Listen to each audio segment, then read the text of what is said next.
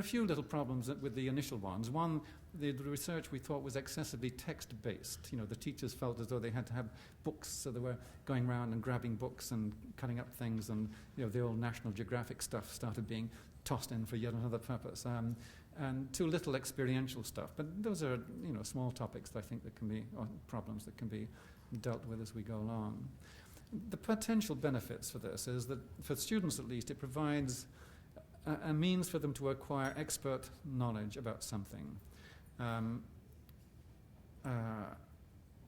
It also teaches them skills they can use whatever else they're going to learn. It engages their imaginations and emotions in learning. That was the reason we started this in the Imaginative Education Research Group, was the obvious discovery after a while, we're a bit thick, that the more you know about something, the easier it is to be imaginative about it. So we were concerned about the fact that we needed to have some way of ensuring that kids gain significant expertise, because in a lot of the things that we were trying to do, they simply didn't know enough to be particularly engaged or imaginative. So we were trying to work out ways to ensure that we try to build up. You can't be we can't be imaginative about all the stuff in the library or all the stuff in the internet, because the imagination has access only to what you know. You can only be imaginative about what you know. So you need to know a lot in this business, and it removes this thing about the vulnerability of ignorance, I think. And it builds confidence, and indeed gets the kids, we hope. This is all pie-in-the-sky stuff, but it seems plausible. There's a book coming out, needless to say, that has detailed arguments for all of these claims. And some of them are already shown to be the case. For teachers, it encourages the discovery along with the students, removes the pressure of grading, provides a pleasure at working, etc., and enriches the regular school environment curriculum. And the school, it's offering, the school I was at in Corbett in Oregon, if anyone wants to go down to Oregon, there's a charter school dealing with imaginative education, and it's absolutely riveting to see the way in which the LID project is adding an element to the culture of the school. One of the things you get when you get your medal or your folder, you get and there's another school nearby that's going to give the kids tiles. They will get a tile with their name and a picture and the topic, and these tiles then will be mounted on the wall in the school. So every kid's name and topic will be there in what we hope will become an attractive display. And if they stop, we will take it off the wall and crush it between our...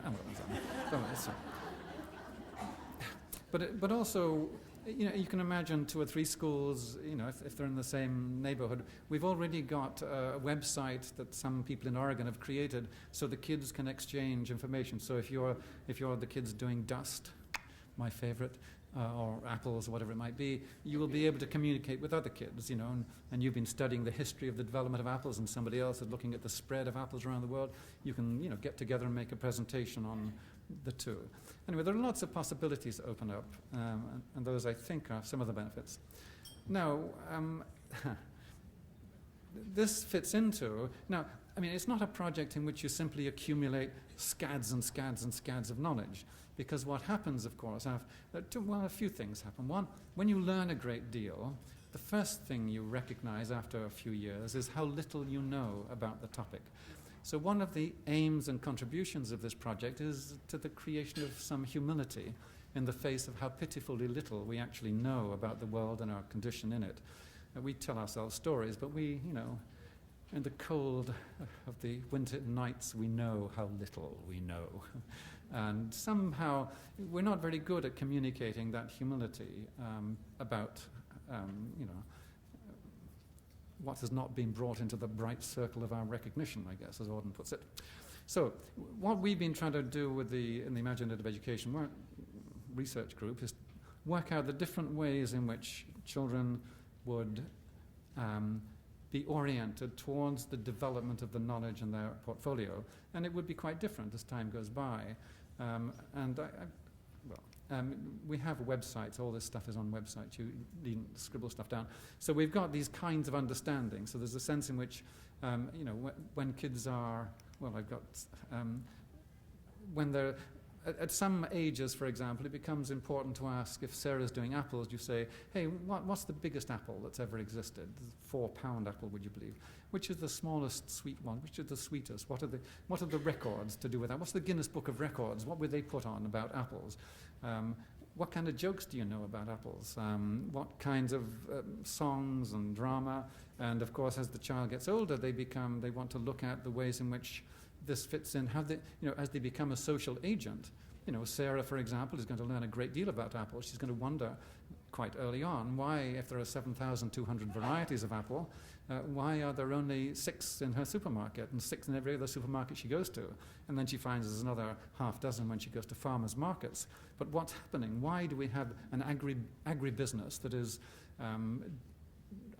limiting so much the variety of apples are available? And what happens then if they are some blight goes onto those particular apples? We are very vulnerable to the destruction of. Anyway, so these kinds of questions. So Sarah wants to get socially active. She wants to work out, writing to farmers, writing to politicians, to see how she can have an effect on the world. Anyway, lots of possibilities. So what do we do next? Depends who we are. What I should do is next is shut up. And just ask for comments, questions, abuse, money, anything you want to throw, and see what you think about it. And we can just chat a little bit about, whether you think it's even vaguely plausible. At the moment, I think between a quarter and a third of the kids who are doing it are middle school and above. So started, yeah. Look, this is 2 years old. Most of the people started last September. So I'm talking rubbish when I'm trying to give a sense of what's actually going on. It's just, we don't know. I suspect it will obviously, you'll have a diminishing return, obviously, but I think it's worth trying. Indeed, one of the guys in Victoria, he tried it with a school full of, he had classes of the very difficult kids, poor learners.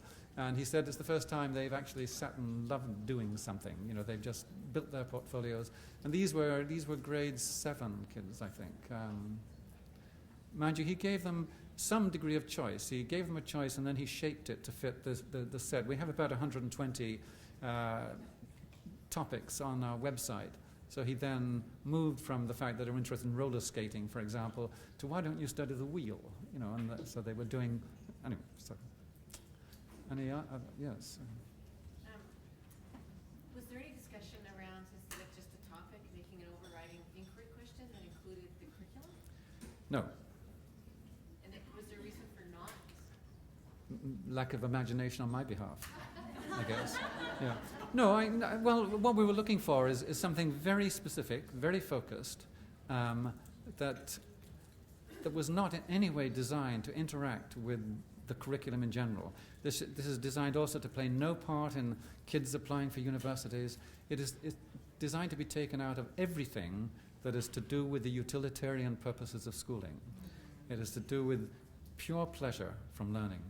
Do you know what state in the US is named after Julius Caesar, by the way? Would you like to know?